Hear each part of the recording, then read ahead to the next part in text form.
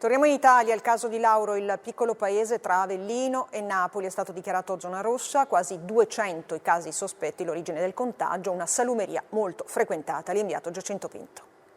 Ci sentivamo tutti sicuri e purtroppo è arrivato anche qui. Da Lauro, 3.500 anime tra le province di Avellino e Napoli, non si esce e non si entra.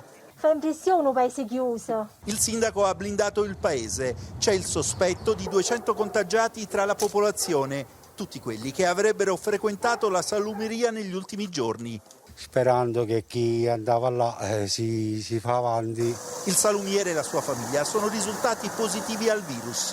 Ho sentito la famiglia di Peppe, stanno bene, chiaramente dispiaciuti della situazione che si è creata, chiaramente loro malgrado, e che hanno sempre adottato tutte le precauzioni possibili. Nella piazza principale del paese si trova la salumeria, eppure adesso, ascoltando i cittadini, sembra che nessuno sia mai venuto qui. Non in questi ultimi giorni, perché non ci stavo qua. Non ero cliente, comunque la gente ci andava in salumeria.